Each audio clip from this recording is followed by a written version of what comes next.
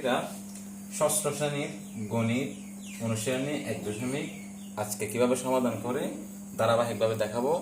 1 নম্বরে বলা হয়েছে নিচের ভগ্নাংশ যুগল সমতুল নির্ধারণ করো। নিচের ভগ্নাংশগুলা যুগল সমতুল কিনা সেটা হচ্ছে নির্ধারণ করতে হবে।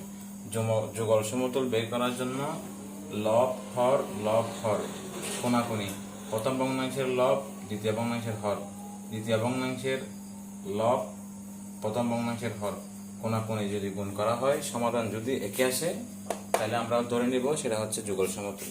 তাহলে প্রথম ভগ্নাংশের লব ইন্টু দ্বিতীয় ভগ্নাংশের হর 5 এবং 24 ইকুয়াল টু 120।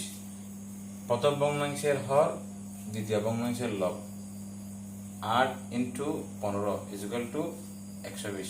তাহলে আমরা নিমিষেই বলতে পারি প্রথম খ নম্বর ভগ্নাংশটি হচ্ছে যুগল সমতুল ভগ্নাংশ। এরপর আসি আমরা খ নম্বরের সমাধান আমরা বের করছি।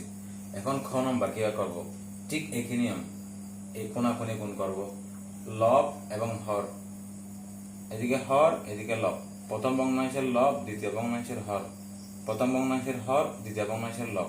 তাহলে প্রথম ভগ্নাংশের লব দ্বিতীয় ভগ্নাংশের হর, প্রথম ভগ্নাংশের হর দ্বিতীয় ভগ্নাংশের লব 7 ইন্টু 33 আসলে হলো গুণ করলে সমাধান করলে 231।